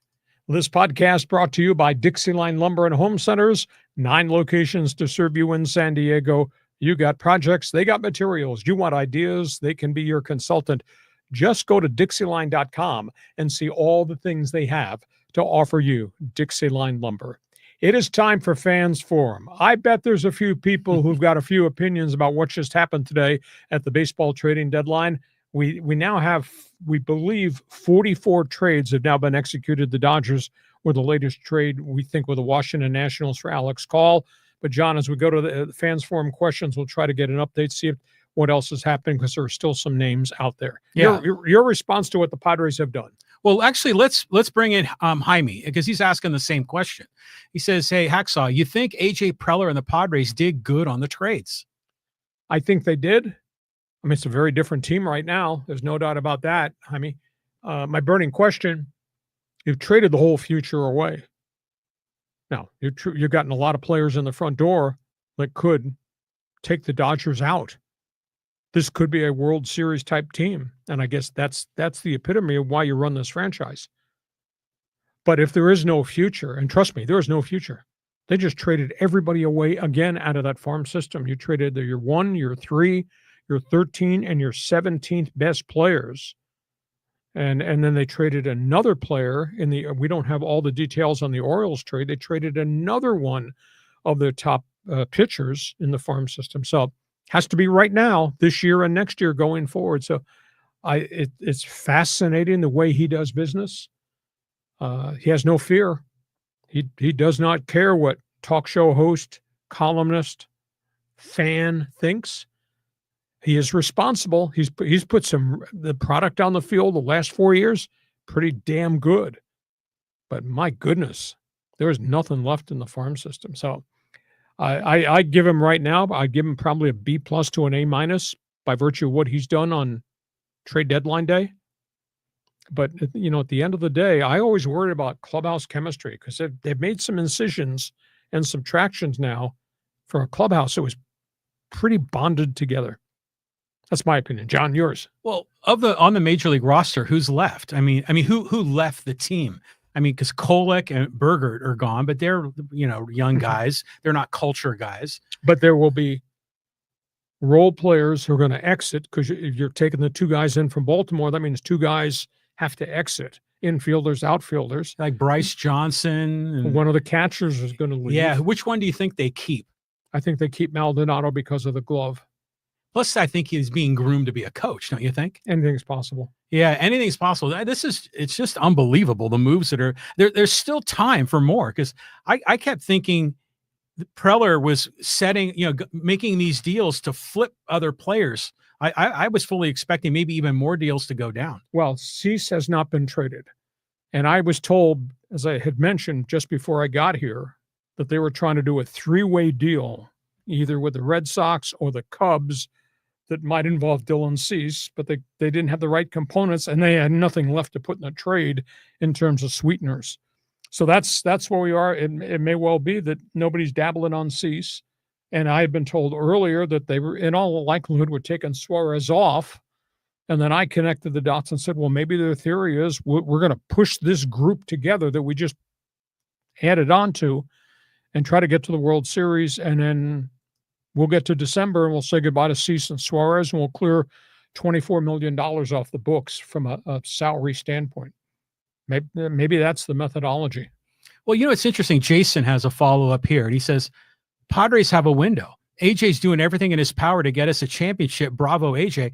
I agree with that, but do you think Preller might be thinking, man, if we don't make a run in the playoffs this year, my contract ain't getting renewed. I gotta win now. But he's got a couple more years to go on his contract. I don't think this Padre ownership wants to eat a contract. You know, they're close. But the reality is, and you know, I wrote about this in my column this morning because I was kind of waving a caution flag. I wanted the Seidlers to wave a caution flag. I mean, AJ just goes bonkers in terms of, I want this guy, I'm following this guy, I might trade for this guy, or the phone's ringing, let me talk about this guy. That's how he does business. But I'm a little bit cautious only because of the fact you're going to postseason play. There is no Musgrove. Darvish had one good outing. That was really impressive, but that's only one good outing. We don't know how Michael King is going to do. Rehab start on the weekend in El Paso.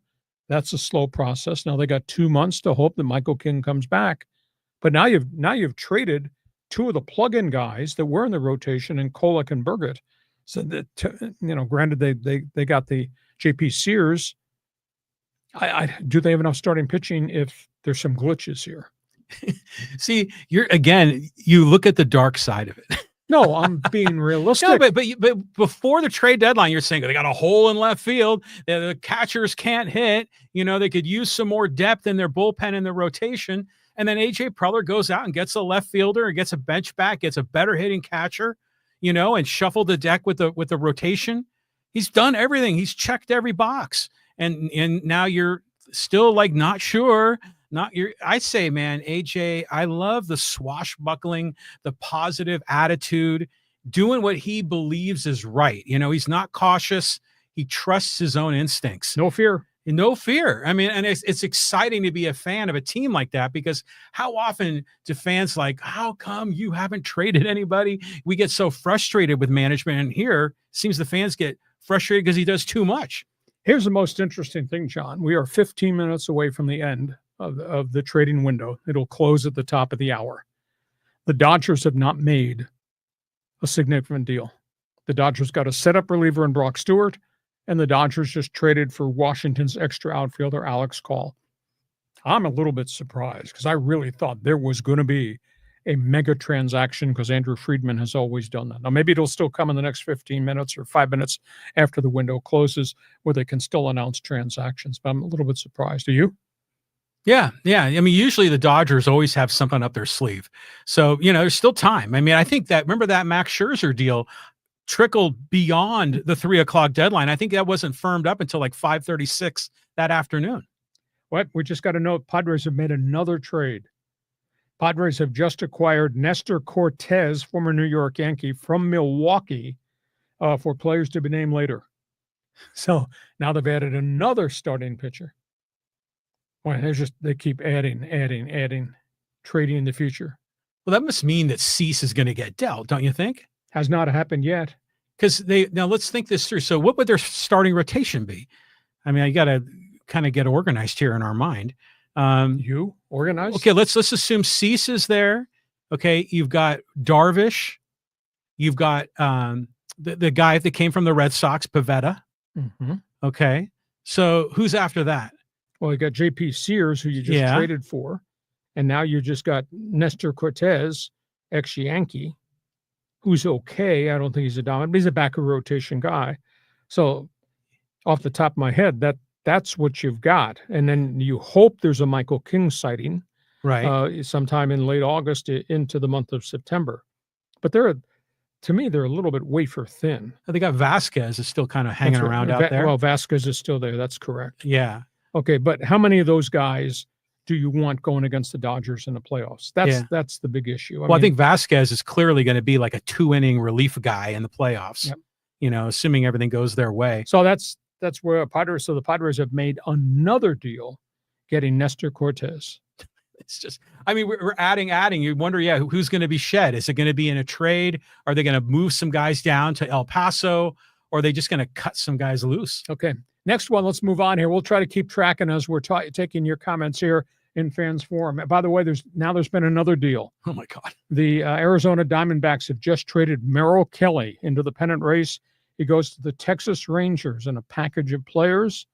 And the Pittsburgh Pirates have traded one of their top young pitchers, Bailey Falter. Now, he'd been on the DL. He's just gone to Kansas City for players to be named later. So Arizona is in total fire sale mode. Wow. Wow. Exactly right. Hey, let's go here. Talk some Angels with Halos in the infield. Hacksaw, my Angels need to sell. Who are they going to sell? You know, you're not going to trade Ohapi, the catcher. You're not going to trade Zach Neto, the shortstop. Don't think you're going to trade Chanel.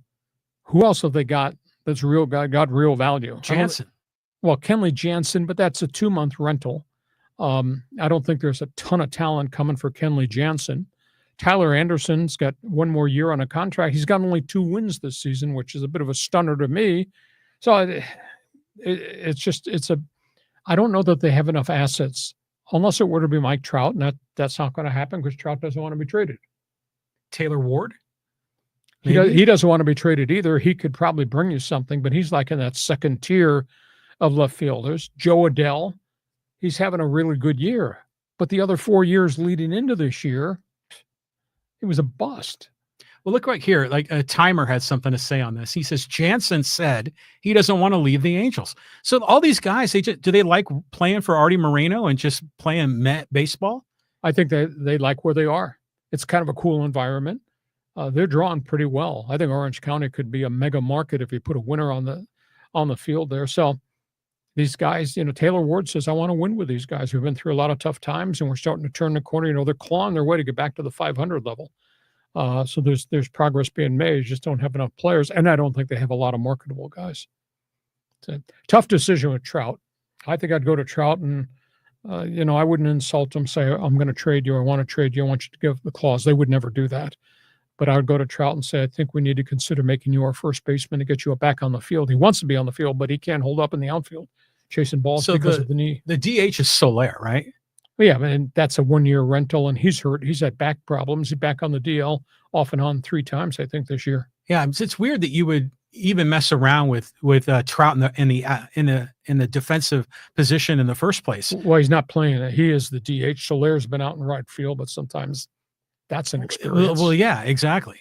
I mean, Mike Trout, just such an athletic guy, and to see it all break down. I mean, we've just seen so many guys in sports like this where injuries just destroy them. I just got a bulletin here that the Astros are reopened talks with the Padres about Cease. Clock's ticking. Yeah, clock's ticking. We got 7 to 10 minutes to see if there's another transaction. I don't know. There'd be a lot of new faces in that Padre clubhouse on the weekend. Wow. They should trade for Josh Hader so we can have 3 closers. They got 6 guys in the bullpen now. Damn good bullpen. Yeah. Well, it's no longer the 4 horsemen. It's going to be maybe the Magnificent 7 if we get enough guys. 6-pack. The 6-pack. That's it too. Fab 5. Okay. Next one. All right. Let's go here to Foul Play Rob. He goes, hey, Dodgers Astros World Series rematch needed. Well, I think we're headed in that direction. I'm sitting here just kind of really amazed. I got all these windows open with my contacts that are sending me stuff. I'm really amazed that Dodgers have not done something of significance. Because I was told they were really trying hard to get an outfielder. But obviously Boston said, no, we're not trading Duran. Duran's not been traded. And Cleveland, my guy in Cleveland texted me just before I got here, and he said they're asking for the moon for KWAN. KWAN's a really good player. But the Dodgers have got resources. Why would you, if you have to overpay for Stephen KWAN, he's a 285 hitter with pop who can fly. Why would you not overpay? You're the Dodgers. You got Dodger dollars. You got a deep farm system. If you have to overpay to get that guy, you do it. Yeah. I mean, you hate overpaying, but you're in first place. The Dodgers are kind of, they're a little skittish right now, right? For the last month or so, they've been kind of going sideways. I mean, they've got to step up here and make a move. I mean, to me, it's surprising that they've only made that one deal. I mean, because who are we? We were just talking about someone else in left field.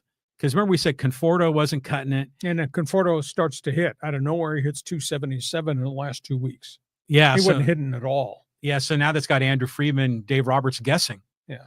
Who do we got?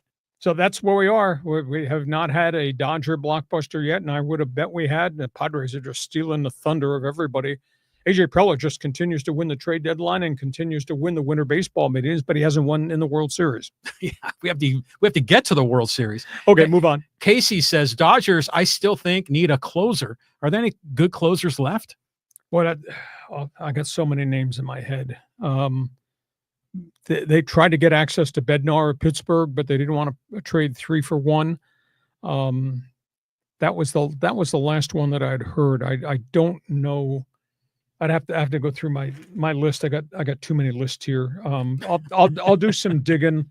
Just give me 30 seconds. But closer or outfielder, and evidently St. Louis is selling everybody off. Why didn't St. Louis trade Brandon Donovan and get 2 for 1 of quality guys from the Dodgers? Why wouldn't you go ahead and do that?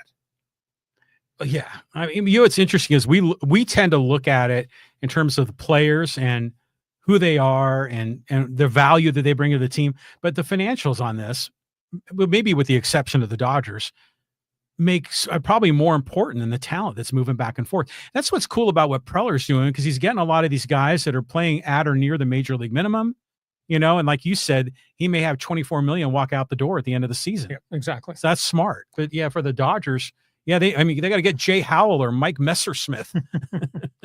In terms of what closers are still out there, let me go through this. Well, Kyle Finnegan got traded. Ryan Helsley got traded. Bednar just got traded. So you got Kenley Jansen, Suarez, but they're not going to trade within the division. Felix Bautista from Baltimore, but there were some health issues with him. He's available too. And of course, one of the options would be just take one of my starters, Dustin May. You're going to the bullpen. You're going to be the first guy in the bullpen in the 4th and 5th inning, or Landon Knack. I mean, they have so much depth. They could do something creatively from within, and maybe that's what they're thinking. Well, it worked for John Smoltz. Sure. So I mean, we've seen this model work in the past, and when you've got, a crowded, roster, some guys need to make moves or be willing to make a move to be able to get minutes. Yeah, we just got another trade. St. Louis has just traded Phil Maton.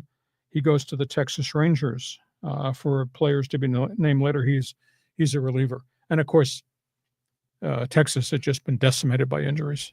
It's really been terrible what's happened to the everyday roster, et cetera. Now, is this the Maton that was with the Padres? Yes. Mr. Spin Rate? Yeah, he went to Seattle. He bounced it, and then Tampa. He's been all over the place. But isn't there another Maton? Are there 2 Matons? Yes. Are they brothers? I don't know. Okay. Again, you just get confused with all these names, especially on a day like today.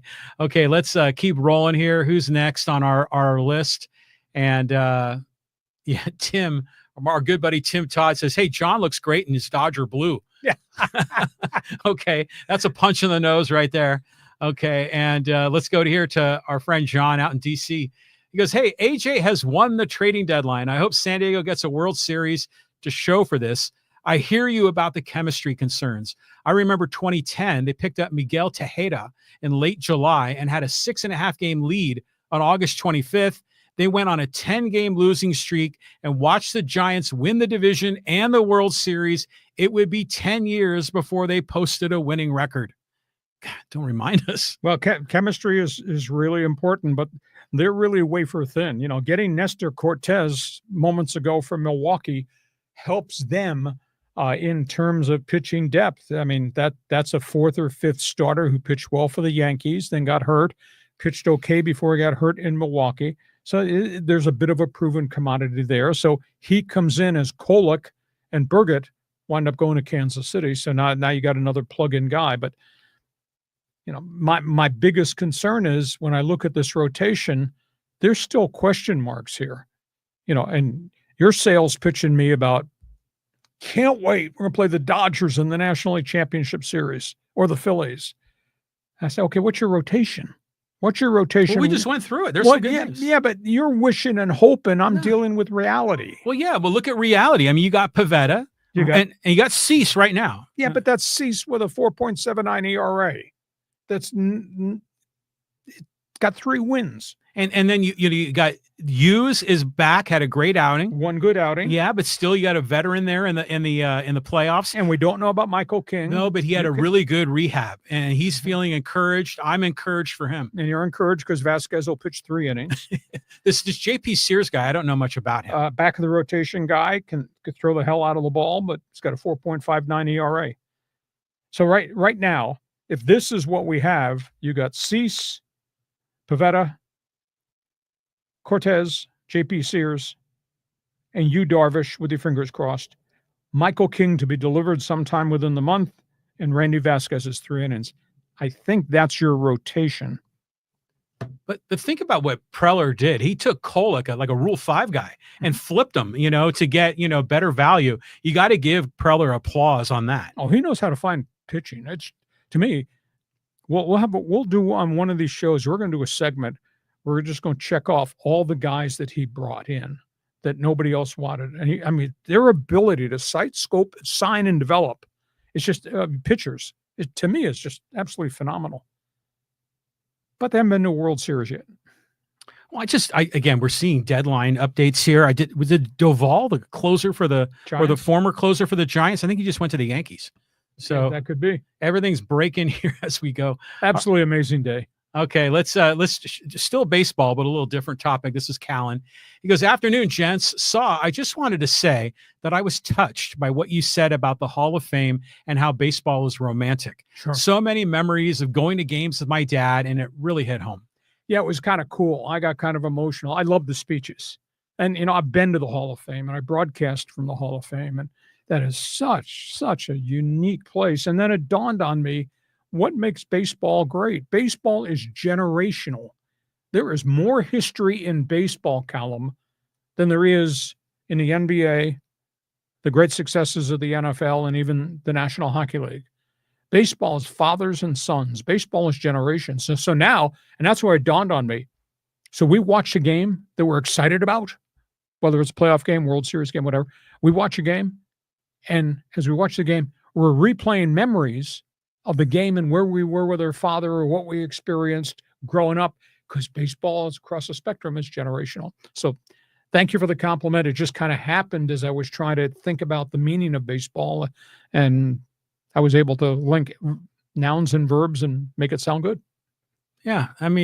It's just interesting how when we were younger, baseball was the number one sport, and it's no longer number one, but it's close. But, you just think about kids today and what sport is going to be romantic for them when they're an adult. So, but Cooperstown, what a fabulous place that is. By the way, update on the Padres. They just traded Brandon Lockwood in the next to Cortez trade. Okay. All right. Well, yeah, he's kind of a movable piece, right? Sure. Okay. Let's go here to Gary. And he says, hey, what's the latest on the Cease trade rumor? Could we package Yuki Matsui with him? You could probably swap Matsui if somebey wanted to take him on. His ERA is a little bit high. But again, if you're trading Cease and you got to throw Matsui in as a sweetener, now you're trading 2 more guys off a pretty good pitching staff, are you not? And you already traded 2 starting pitchers to Kansas City. So, we're going to have a whole new rotation effective on Sunday. I don't know. I'm spinning back to the word of the day, Sesame Street, brought to you by the word chemistry. I'd be concerned if you're taking this roster and doing this to it at the trade deadline. Nope. But you know what? Again, chemistry wise, that report that I heard on 97.3 when they had the Sacramento A's announcer, play-by-play guy or color guy, he was just raving about Mason Miller, talking about what kind of a high character guy he is. He's going to walk in. He's not going to demand to be the closer. He's going to walk in and say, where can I be the best service? I think I think a guy like that is a clubhouse guy, a culture guy, and it's going to make everything go smoothly. Because these guys they're picking up, I've never heard a whole lot of negatives about any of them. Yeah. You know, so yeah, and remember when they traded a couple of years ago when we got Juan Soto and we ended up getting the big first baseman Josh Bell. Yep. And then who was the kind of the utility guy? They ended up signing with the Angels later. What was his name? But he played at like third base, first base, a little outfield, a little DH. Brandon Drury, maybe? Yeah, Drury. Yeah. And remember, he came in, he was a good chemistry guy as well. Sure. So if Preller and his team are doing this right, they scout for that, you know, because they know they don't want to get someone in here to be someone that's going to annoy the hell out of Manny Machado. You don't want that. You know, I went through this bad experience with Mr. Me, Myself, and I, Soto, and I only pitch when I want to pitch Josh Hader. Yeah. And then Bob Melvin, unable to control it all. Yeah. Yeah. Okay. So let's keep rolling here, coming down the list, and just a ton of baseball comments. But I want to switch gears here a little, and let's get our friends in social media involved. And unless there's another good one here, because there's a lot of questions, a lot of comments, but they're all kind of duplicates of each other. So I don't want to keep going over dupes, but let me get this other one off the screen. We'll go here and let's talk a little social media, but we'll stick with the baseball. And this is from B New Man talking about the Dodger trade bait. He goes, they won't trade for a second baseman, but would benefit more from a third baseman or a shortstop in a trade. A closer would be ideal as well, but only if they don't give up too much young talent. No sense in trading in the future for a mercenary or two. All right. Before I answer that, I just got a tip. The Dodgers are trading Dustin May to the Boston Red Sox in a package. I wonder if that's for Duran. Interesting. I'll bet it is. Could well be. So maybe there's the mega trade. So this was sent to me 12 minutes ago. So that was right before the deadline. That was at 2:55. Dustin May to the Boston Red Sox. So we'll have to see if Duran is part of that transaction. They got something up their sleeve. Now you got two ex-Dodgers in that Red Sox rotation. Yeah. Well, you got Buehler and May. Yeah, that's interesting. But there's obviously got to be a lot more than just Dustin May, if indeed it's Duran. Yeah. The Dodgers, again, they've got guys down on the farm they can throw in there, make a package deal out of it. Okay, let's just amazing. What a day. What a day. Okay, here's a little more Padre talk. This is from Caleb. He goes, our pitching staff has been the best part of our team this year and has single-handedly kept us in games. We don't have the dominant pitching, but it's absolutely playoff viable and built for a deep run. Concur. And that the bullpen is now 6 deep. I mean, it's absolutely amazing. Starters are a little bit wafer thin. This is just absolutely stunning what Preller has done. So you give him credit because he knows baseball. You can give him credit that they obviously have drafted really well. You have to maybe question a little bit the fact that they're just trading everybody in the farm system away. All these guys that they sign, they're not going to be here. So now you can be complimentary, say, hey, Lee, we're trying to get to the World Series this year or next year. You have to, because there's not going to be a future. No? F them draft picks, man. I mean, you know, I'm serious. They're doing the right thing, you know, because they've got Hall of Fame guys on this roster. You know, and you don't just let those years kind of drift away. You know, you've got to go for it when you've got the talent. And Preller has assets to move, and he's moving them. And I'm proud of the guy. I think it's great. No fear, baby. No fear. Okay, let's keep on trucking. And here's another Dodger comment. This is from John. He says, hey, with all the injuries, with such high expectations, with all the bullpen issues, result, best record in baseball, taking their rightful place atop the National League West, atop the National League, and of course, to win back-to-back. Everyone knew they were talented, but now they see they are resilient. Bad news for the rest of the league. Well, there's no doubt the cavalry is coming, and part of it's there now, and more is coming. So, but it goes to show how deep they are, that they would let a World Series hero like Walker Buehler leave. They let Jack Flaherty, a.k.a. Red Ass, leave. And now they trade Dustin May, who has been vibrant in certain starts and other times has struggled. Now they trade him to the Boston Red Sox. I mean, does that not tell you about the depth of player personnel that the Dodgers have stockpiled for years and years. This is really the first time that they've traded somebody of real significance. I mean, I think Dustin May is significant. Yeah, he was this young, up and coming guy that we all thought, had the wind at his back, and then it hasn't worked out. The beginning of his career has been rocky, right? With the injuries, he's had some moments this season. So I think the Dodgers figured, he's peaking. They're going to get rid of him while they can. Maybe the Red Sox can fix him. I don't know. Well, he just needs time. Usually, when you're second year removed from that surgery, you're progressively better and better.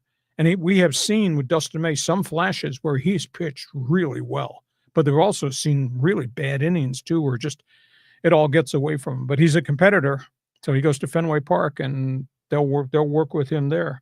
Still trying to find out who's at the other part of that transaction. I haven't waited yet. So unbelievable. Okay.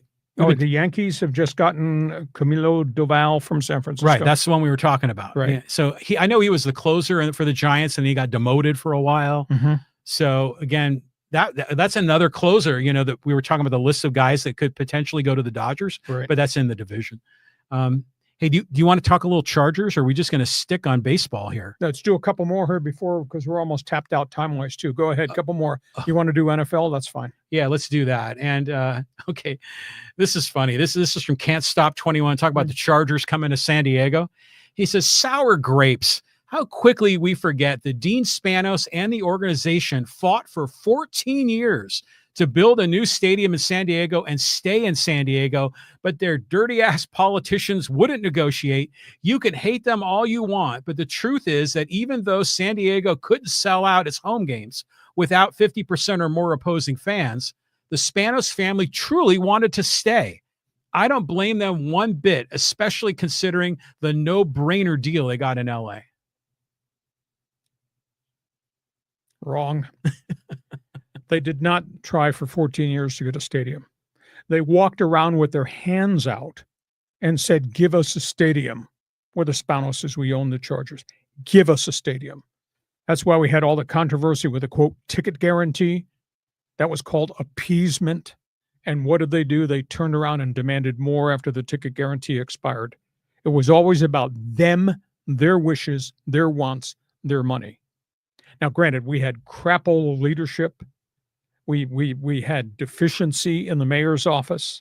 We had bad politicians. We had people who stole. We had a sex offender for a mayor. Oh, yeah. Up until we got the last mayor. And I tended to think that Kevin did a fairly good job. Faulkner. Yeah. The last group Faulkner put together with the county and CSAG, which did all the research and raised the money, that was legitimate. That was the right deal. And Spanos never came to the table. And the other factor, aside from Alex Spanos and Dean Spanos walking around with their hand out all the time, because I was there. I was the voice of the Chargers. I knew a lot of inside stuff. The other piece of the equation about those guys, in the last 15 years at that stadium as it was falling apart, they never invested a penny in any type of maintenance to try to do any type of upgrades. They always said, scoreboard needs to be fixed. I want you to do something. And they were getting the bulk of the money. The Padres were not getting the bulk of the money in the shared revenue. That's why the Padres wound up going downtown. So I just totally disagree with your theory about those were good owners. We screwed them. They had a right to leave. No, they did nothing on behalf of San Diego to stay loyal to you for 55 years of loyalty. So can't buy that sales pitch because I know what I know, and what I know I think is pretty factual. End of the day, Kevin Faulkner, unfortunately, he wanted to run for another political office. He didn't want to sue him. He should have done what St. Louis did against Kroenke when St. Louis won a near $1 billion lawsuit for violation. Because St. Louis did everything that the NFL asked him to do and that the Rams requested, and then Kroenke refused to negotiate. St. Louis sued him and won. San Diego should have sued Spanos and won, and they didn't. So at the end of the day, we don't have a franchise, we don't have a stadium, but the last group that was there, Faulkner and friends, did everything they humanly do, and the owner refused to go to the table. So you believe what you want. I'm telling you the honest to God's truth. Yeah, the politicians in San Diego, there was a mess. I mean, there was a pension mess too. Yes. And their budget long-term needed restructuring. There were a lot of problems at the time. But it seemed like Spanos was initially looking for the big handout because stadiums all across America were getting big money, footed by the taxpayer. But California at some point just finally stopped doing it, yep. And so I think the Petco might have been the last stadium that was built with a significant amount of public dollars, because SoFi was all privately funded, wasn't it? Yes. By Kroenke. Yeah, by Kroenke. So I think the timing of this, and then finally when the writing was on the wall, the taxpayers weren't going to approve this, especially, when he was trying to demand downtown. They're like, no, you need to go stay in Mission Valley and yada, yada. It just seemed like Spanos was trying to poison pill the thing to lose so he could just go to LA and supposedly make a lot more money. I mean, the last 2 or 3 years of the Chargers in San Diego was, we were just kind of going through the motions. Didn't you feel that way? Well, I felt that they were running into walls and everybody was angry and frustrated because they couldn't get a deal done. But that was the only time in all the years I've been here we had legitimacy in terms of leadership and putting together a deal that would have worked. And instead, Spanos at the last minute said, I want to go downtown. I want to build on this postage stamp site right next to Petco Park. There was no room for development or anything. He wanted to do that, and he put that up for a vote, knowing it would lose. It made no business sense. So then he could go to league office and say, see, I proposed this, and they turned it down. Let me leave. Well, that was not the game plan, because what they had proposed in Mission Valley in the new stadium, co-funded by city, county, NFL G3 money, and Spanos had to make a contribution, would have worked and would have had 55 years of loyalty paid back. Like I said, he could have been revered here as the owner. Instead, he elected to be reviled because it was always about, give me. Look who I am. Okay. I'm sorry to lecture you, preach to you, but just want to tell you the truth. All right, let's do a couple more here before we put a lid on this. Okay, we'll talk a little bit more about football in San Diego. This with San Diego State. Yes. And, we talk about, is Sean Lewis in the program losing San Diego? And Aztec for Life says, I'm one of those Aztec for lifers. I will always have it in my heart to root for them. How I root for and support the Aztecs will change based on my financial situation and my priorities. I love the fact that we're leaving the Mountain West Conference for the new pack. It isn't the pack we were invited to originally, but it is a move in the right direction. As usual, I'm looking forward to the upcoming football season. I'm hopeful our Aztecs will surprise everyone. See you at the game. Hit the reset button, Sean Lewis. Hopefully the drainage of talent will end, and then he'll be able to rebuild. There's no doubt he's a bright light. I know a lot of stuff about him when he was at Kent State, and that was a miserable situation. But this is kind of miserable right now. But let's just see. I just wish the Aztecs for Life, like you, would show up. I kind of fell off my chair when I read that you can buy a season ticket for just $200. Plus the small contribution to the Aztec Athletic Club.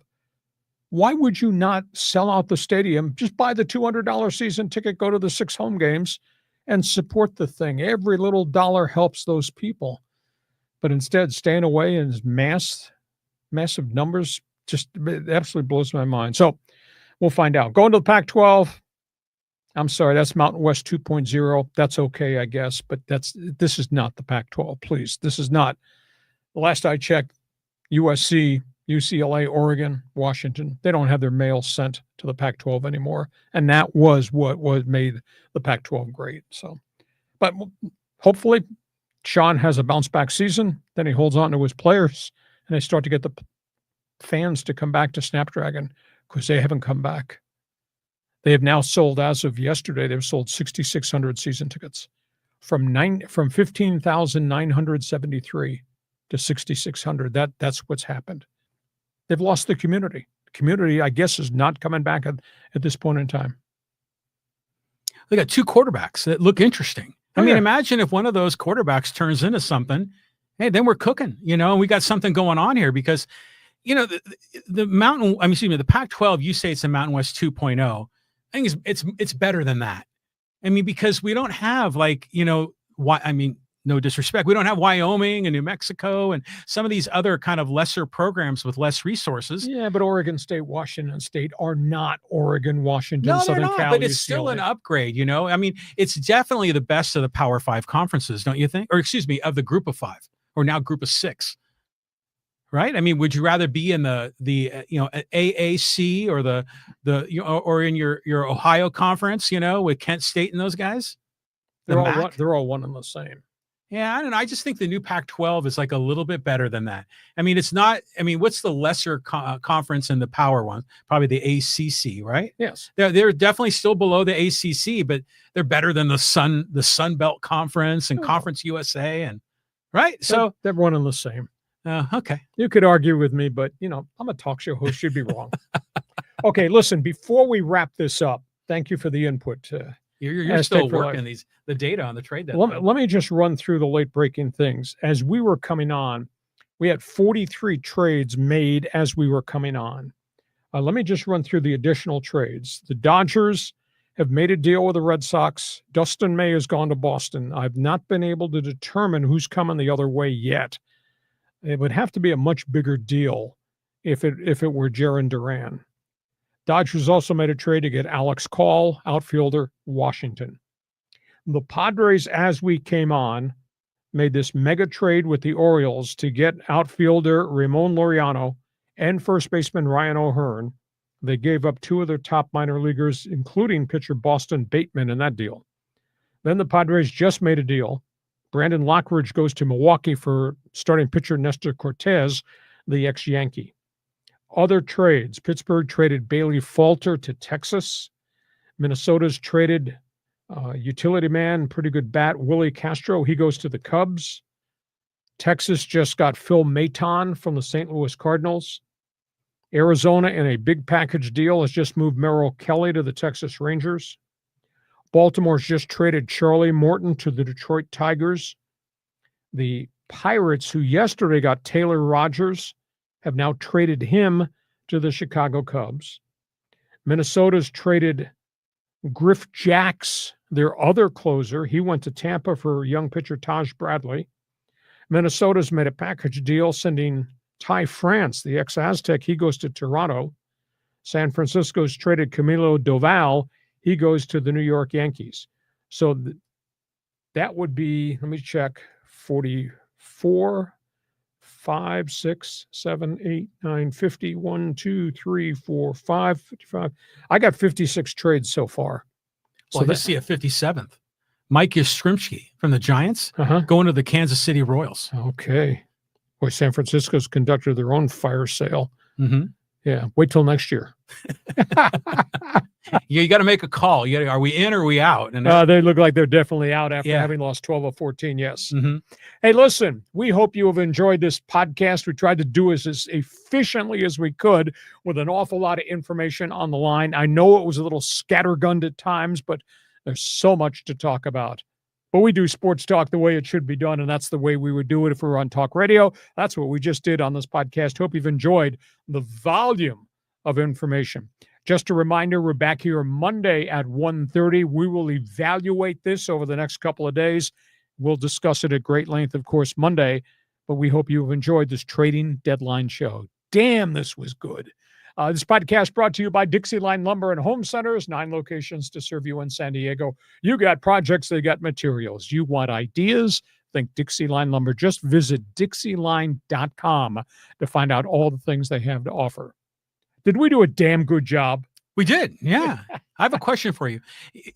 We don't do the August waiver deals anymore, right? I mean, now it's a hard stop. Well, it's a hard trade deadline. There's hardly any September 1st. You have to be on a roster by September 1st to be eligible for postseason. There used to be a lot of guys who go on waivers, but that's kind of gone away. The trading deadline of August 1st is really huge. The September 1 waiver roster deadline is kind of non-existent. It was kind of weird. I remember that's how the Padres got Brian Giles back in the day. Right. He got through waivers enough and you were able to make a deal in August, but I think that ruled. I think they shut that down. Right. Okay. Like I say, bleeping brilliant. Hey, thanks for being with us. Always great to have you on board. Hope you'll tell a friend, message everybody that we're on the air Mondays and Thursdays at 1:30. We will see you come Monday. Have yourself a great sports weekend. Thanks for being with us on Hacksaw's Headlines. Join us again for Hacksaw's Headlines on YouTube, Facebook, and Twitter. And find the audio version on your favorite podcast apps. For more content, go to LeeHacksawHamilton.com.